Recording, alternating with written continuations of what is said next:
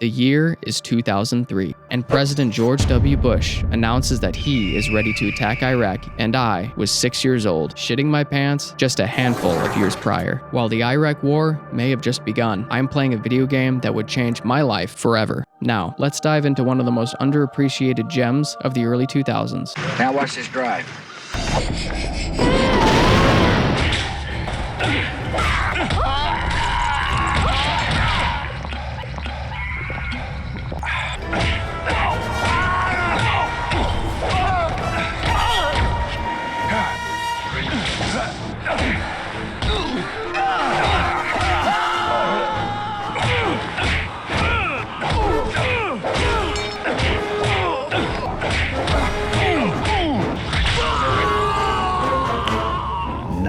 If you want a quick review, here it is.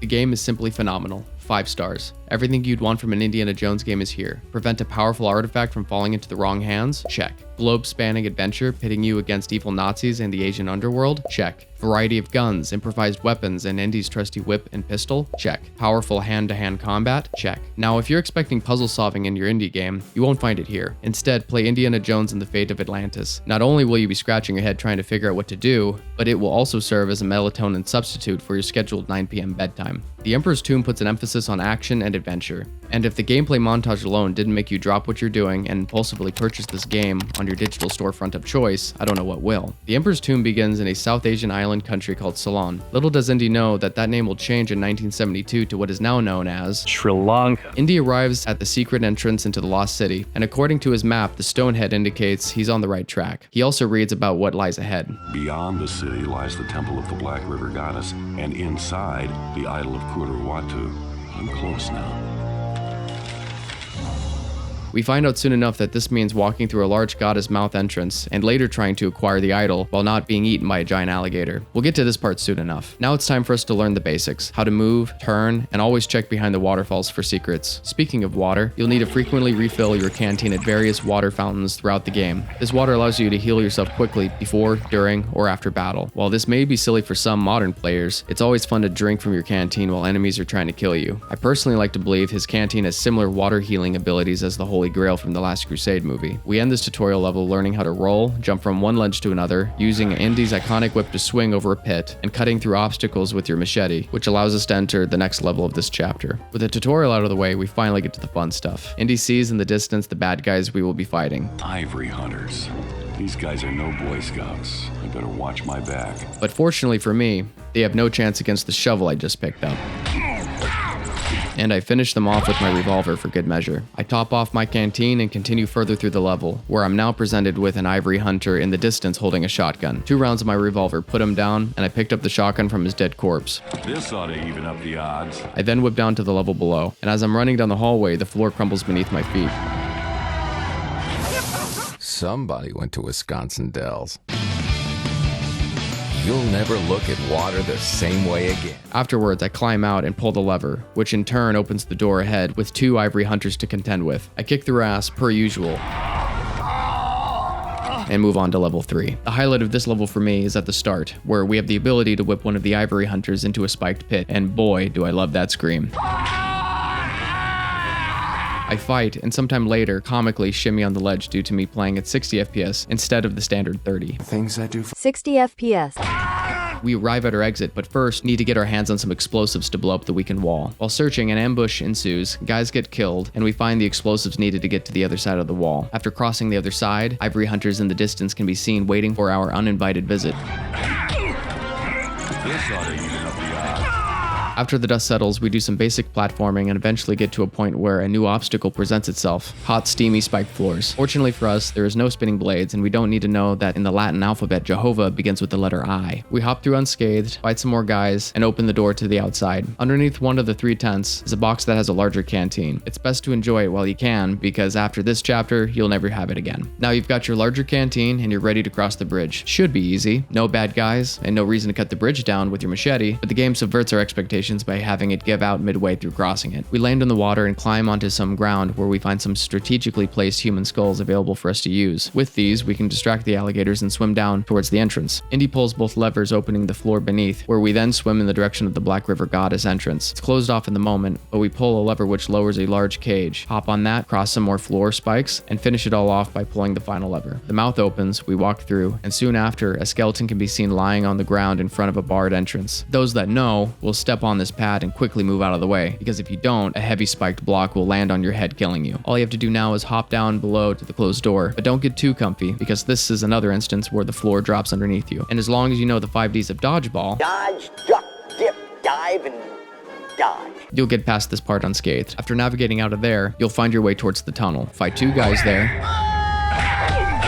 and climb up to the level above. Kill some more guys and move on to the next stage where we contend with these electric zapping bats above. They aren't hard to get past, just distract them with the human skulls as you would the alligators and move along. Now we finally arrive at our final destination. We move forward and the giant alligator destroys the bridge we were going to cross. So we do the usual and distract the alligator, and after, lure it into the enclosed trap. Now we're just left with pulling some switches so we can retrieve the idol. And, to no one's surprise, we fall again. Indy gets out and soon after is held hostage by the Nazis. Guten Tag, Dr. Jones. It's a beautiful day for a swim, is it not? I would join you, but I seem to have forgotten my bathing suit. No problem. I can lend you mine. It's back at the hotel. The famous American sense of humor. I never really understood it. Look, Hans, or Klaus, or whatever your name is, I don't know what you're talking about. But whatever it is, I'm sure we can cut a deal. Very well. Here is the deal. You will give me the idol. Now. Okay, you've made your point. I've got what you want right here.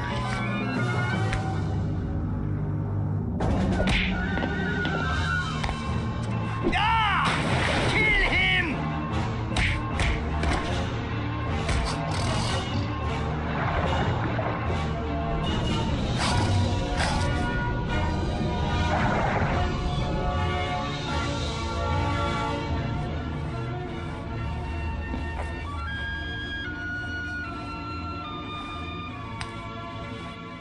Indy is now back home in his classroom, and while inspecting the newly acquired relic, someone new walks in. Mr. Chang asks him about the Emperor's tomb and what he knows about the Heart of the Dragon. Indy responds saying, Only in Chinese folklore. It's a mythological artifact like Excalibur or the Holy Grail. Chang insists the Heart of the Dragon is real, and it's said that the heart possesses the power to control the will of men. Chang's assistant then breaks Indy's relic on the desk, revealing 1/3 of the Mirror of Dreams, which is the key to finding the crypt's entrance within the Emperor's tomb. You do not realize the magnitude of the events you've set in motion, Dr. Jones. Even as we speak, others are pursuing the 2 remaining pieces. If they get the mirror, nothing will stop them from entering the crypt, stealing the heart, and using its power to enslave the world. My apologies, Professor. My assistant is cursed with a vivid imagination and an impetuous tongue. Reminds me of my last date. In any event, the British government has graciously allowed me to take possession of this artifact on China's behalf. We want you to recover the final 2 pieces of the mirror, enter Qin's crypt, and recover the heart of the dragon. You'll become the most famous archaeologist in history. Will you help us? A chance to become the first man in the Emperor's tomb? When do we leave? I've already booked you a flight to Prague. It leaves tomorrow morning. This contains everything you need to know. Read it on the flight. Be careful, Dr. Jones. The path to the dragon's heart is more dangerous than you can imagine. It always is, sweetheart. The second part of the Mirror of Dreams is in a castle located in Prague. Indy observes that the castle isn't abandoned after all, and that he will need to keep a low profile. My initial impression hearing this was that this would be a dreadful stealth mission, but fortunately for us, it's not. You ironically do the opposite of keeping a low profile, and loudly kill everyone in your path. Until we infiltrate the castle. Inside, it looks like we entered the old castle prison, one that has large swinging axes, saw blades, and spiked rollers. They must have really wanted to make the inmates think twice before trying to escape. Regardless, we make our way through the prison and to the castle courtyard as a one-man army.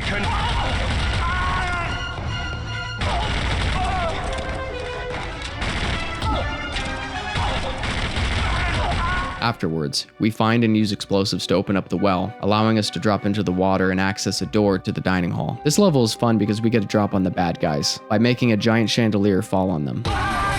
With that down, we can swing to the second floor, which takes us to the break room, where we fight 3 guys and pick up a key that opens the library door. And it's here where we find a special book allowing us to open a secret rotating bookshelf. Behind this bookshelf is a small room that has a map of the castle, which is necessary for us to proceed. And can we admire for a moment the real-time mirror reflections here? I love these little details, and it always makes me sad that many modern games avoid doing it altogether. Anyways, with the map now in hand, we can proceed to the next room where we need to grab a golden crown and offer it to the goat man down the hall. Afterwards, levers rise up from the floor, which is needed to open the many doors in the room. Entering each door loads a short level that requires us to retrieve an idol that will then be handed to the goat man. Once the skeleton hands receive the last idol, a final door opens, giving us our first boss fight of the game. Don't let the large robot man scare you, because the fight is actually quite easy. In this small arena, there are 2 replenishing acid vial stations, and all we need to do is grab these and throw them at him a few times until he gets enraged enough to destroy the acid station. But do not fear, because now we have an acid pipe weapon that we can defeat him with.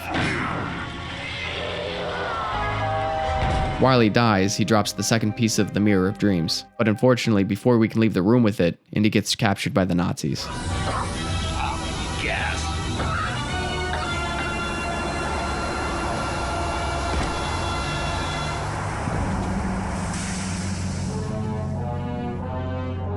Can you hear me? Dr. Jones? What? No more jokes? You again? Wonderful. Yeah, I cannot express how delighted I am to see you again. We have so much to discuss. Throw him on the train. Indy wakes up in Istanbul, and Von Beck informs him about the upcoming interrogation. After he leaves the room, Chang's assistant, Mei Ying, sneaks in through the window and explains to Indy what the Nazis are up to. The Germans are excavating a city underneath Istanbul. They found the palace of Belisarius? No wonder Von Beck was in a hurry. You must go there and find the 3rd piece of the Mirror of Dreams. Remember, I'll be watching you. Don't you trust me? You hired me. She then tosses the key to Indy's handcuffs, and while unlocking them, he hears a couple enemies coming, and quickly hides behind the door, giving us the edge in battle.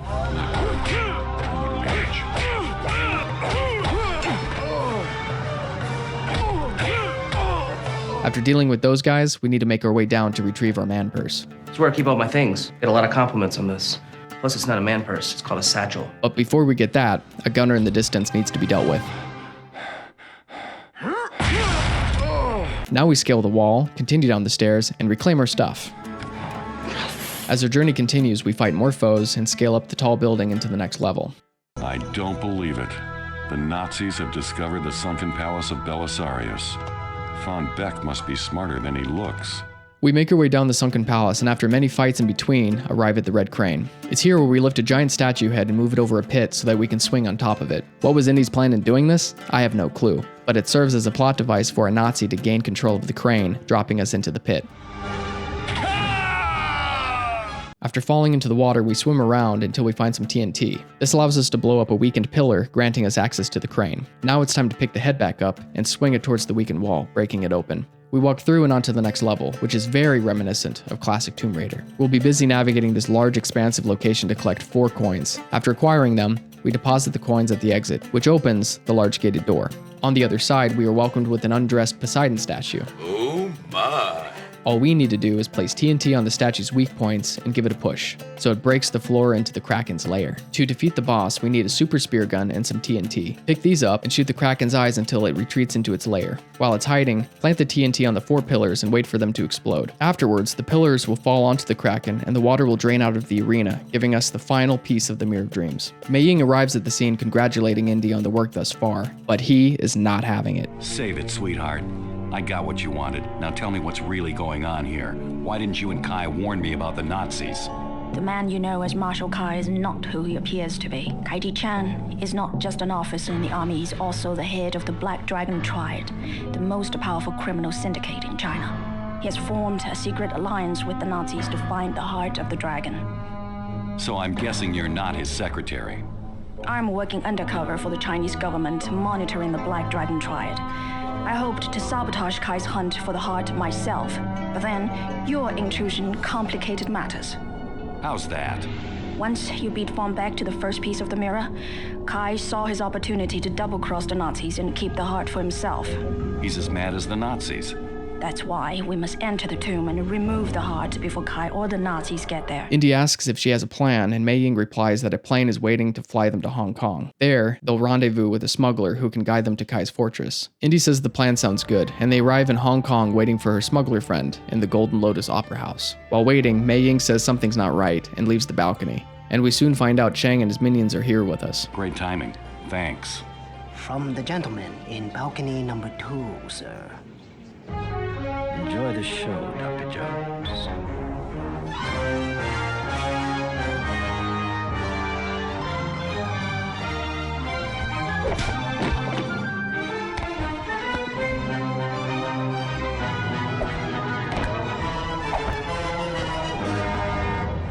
At the end of the cutscene, we see Mei Ying getting taken back behind the red curtain. Now we just need to find a way to save her.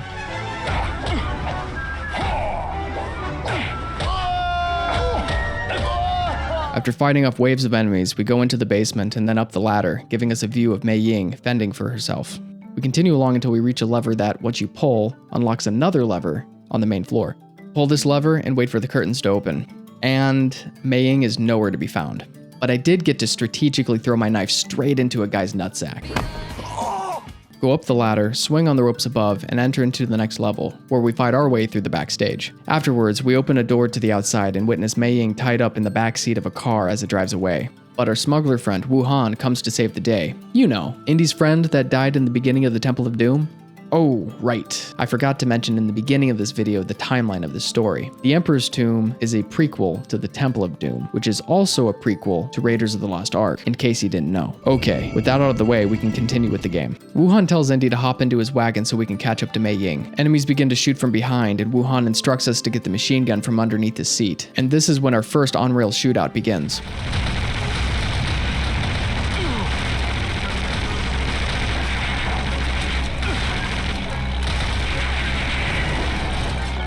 Head down that alley and cut them off at the docks. After successfully getting them off our tails, we arrive to see Mei Ying being escorted into a Nazi submarine by Von Beck. Indy asks Wuhan where the Nazis are taking her, and he says it's likely they're going to Kai's fortress on Peng Lai Island. Eventually, they set sail to the island, and when they arrive, Wuhan gives Indy a rundown about what to expect. Kai's fortress is an ancient castle on the highest peak of Peng Lai Island. I don't suppose they have an elevator. No. But there is a gondola system that runs throughout the entire complex. It can't be that easy. It's not. The gondola station is in the middle of a Nazi submarine base. Figures. Good luck. I'll be here when you get back. Aren't you coming along? What good is finding Mei Ying if you can't get off the island? Right. Indy dives into the water and into the next level. Here, we see a cracked wall that needs to be breached, Nazi scuba divers, and sharks swimming about. And I'll be honest, I'm surprised the Nazis didn't run into any issues with these sharks, because I got snacked on a few times. Now we navigate down to the sunken sub where we find TNT needed to breach the wall. Once breached, we swim to the next section where we climb and whip our way to the level's exit. Here we get a nice break from all the swimming and mow down Nazis with a mountain machine gun.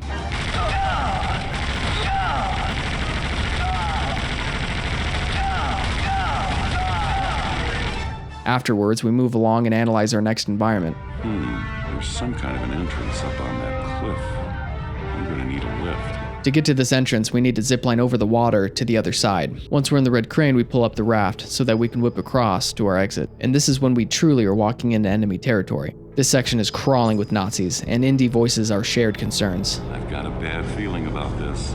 There are alarms throughout this level, and if you're not careful, someone can pull it, alarming flamethrower Nazis. If this happens, turn them off and kill everyone, so it doesn't get pulled again. After navigating through these obstacles, we open a door and see a meeting between Chang and Von Beck. Chang is pleased to see that they brought back the final shard of the Mirror of Dreams, and that he will begin the ritual tonight, but Von Beck tells him not to be too hasty because Indy is a matter of concern. There is still the matter of the American. Jones, the man you sent to Prague to steal the second piece from me. You have violated our agreement. Nonsense. If you were not so incompetent, I would have had no need of Jones. He accomplished more in 2 weeks than you have in the last 2 years. Watch your tongue! I advise you to remember whom you are speaking to and who I represent. It is you who will watch your tongue while you are on my island. I allowed you to construct this facility in exchange for German weaponry. But the heart of the dragon is a separate matter. Your Führer will have the heart once I have control of China. Until then, don't forget where you stand in the order of things.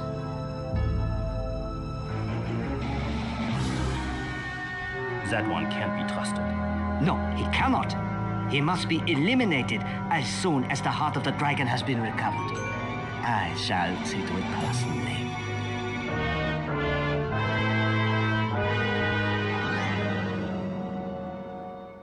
Once we're done eavesdropping, we go outside and see the entrance to the gondola station, but the only way in is with a disguise. This requires us to search the facility and discover a Nazi uniform located in the locker room. They say women like a man in uniform. I think this is probably an exception. Now that we have the disguise, we can continue undetected. Sergeant, Colonel Siemens requires a special messenger to deliver a high-security letter to Herr von Beck. A motorcycle is waiting out front to take you to the command center. Sergeant, aren't you forgetting something? Heil Hitler! Get on with it. After arriving at the command center, it didn't take long for the Nazis to figure us out.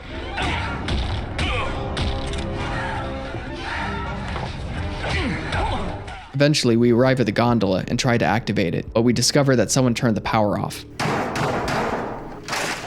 We get to the generator room, turn the power back on, and return to pull the original lever, activating the gondola. As the gondola makes its way out of the docking bay, we climb onto the roof so that we can hop onto the next one over. This is necessary because it has a mounted machine gun that we need to fight against the many Nazi planes trying to kill us.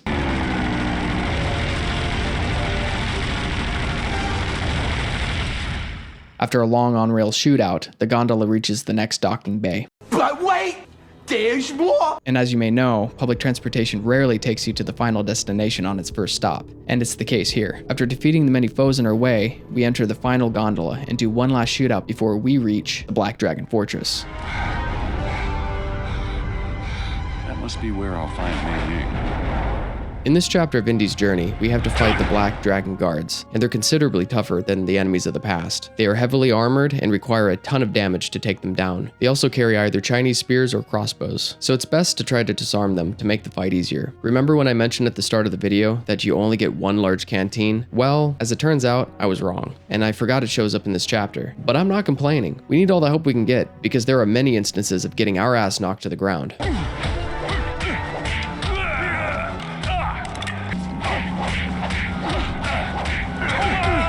We may have gotten bruised and battered, but it didn't stop us from making our way to Mei Ying.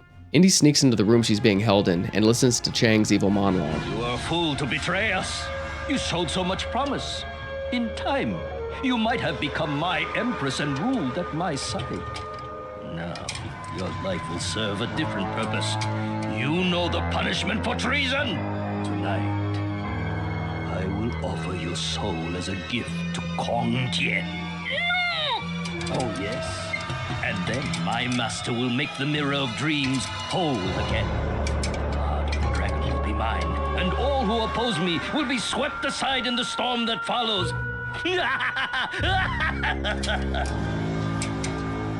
Sleep well, my butterfly. We have a busy night ahead. Once Chang leaves the room, Indy tries to get Mei Ying out of her cage. But just as he's about to, Chang's evil lady friends emerge out of the shadows. It's a shame we have to kill this one. He looks like fun. Business before pleasure, Mei Mei. The master wants his head on a stake. Nice hands.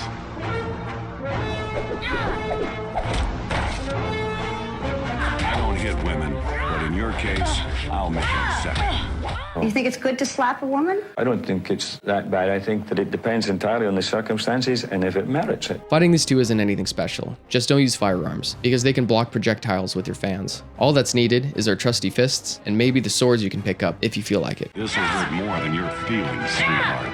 Once that's over, we walk towards Mei Ying and onto another floor trap, which causes us to plummet down below and slide into the Black Dragon Crypt. See that spooky floating skeleton? It may look silly now, but beware. It has the ability to reanimate the dead.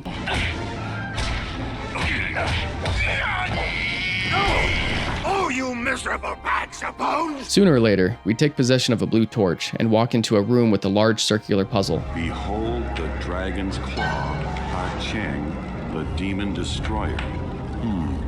I can't believe I'm saying this, but but that sounds like exactly what I need right now. Before we solve it, we need to use the torch to light all of the magical braziers. After this task is complete, we solve the puzzle and the dragon's claw descends upon us. With this new weapon, our punches are stronger and it also acts as a deadly boomerang as well.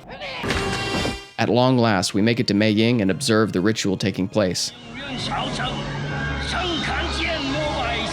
Halfway through, Indy whips the idol out of Chang's hands, and as he runs away, the building begins to fall apart. While Indy's distracted by the bridge collapsing, he turns around and discovers Mei Ying possessed by a dark force, granting her immense power. None shall survive my wrath.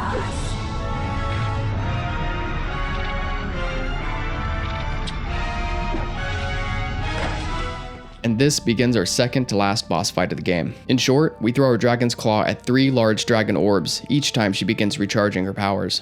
After destroying the final orb, she falls and returns back to normal. Their brief celebration is cut short when Indy realizes Chang's men will be coming back soon. Mei Ying quickly shares with Indy that she saw a passage that will take them back to the surface. Soon after, we reunited with Wuhan. Mei Ying and I need to catch a train to Xi'an. Then we pay a visit to Qian's tomb. After 2,000 years, I think the Emperor is finally ready to spill his secrets. We arrive and navigate through many hazardous traps until we're met with these possessed Chinese statues. These guys are fun to fight because each time you land a hit, their limbs fall off. 'Tis but a scratch. Following their death, the doors open, and we enter a large room with a series of bells. We essentially play a game of Simon Says and ring the bells in the correct order. Then the door opens, taking us outside. Little do we know, Von Beck is waiting for us. Ah, Indiana Jones. If I had known the trouble you were capable of causing, I would have killed you in Prague.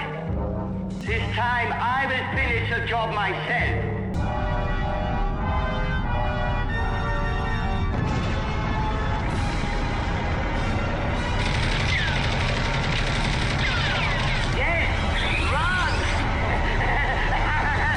We run away like Crash Bandicoot, jumping and whipping over many large pits that lie ahead, until we reach the end and see Von Beck's comeuppance.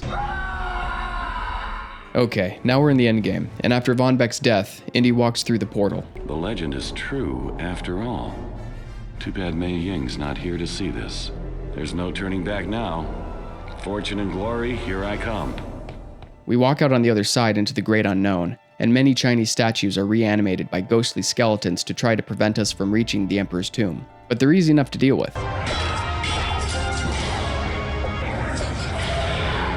Later golden pillars can be seen ahead, and they need to be rotated in a specific order to lift the platforms up, and this needs to be done quickly so they don't fall midway through crossing.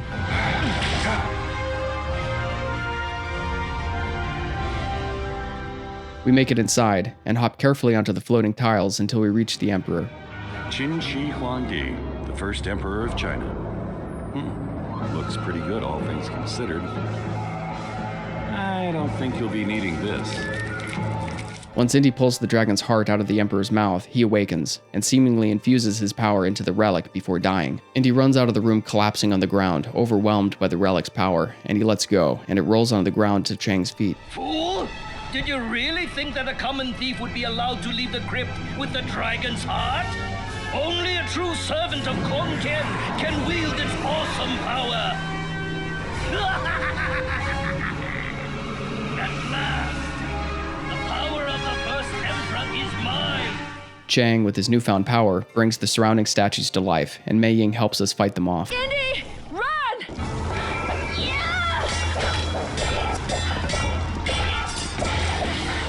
I thought you were dead. I nearly was until you showed up. I guess that makes us even. Where's Kai? Outside. He's getting stronger every second.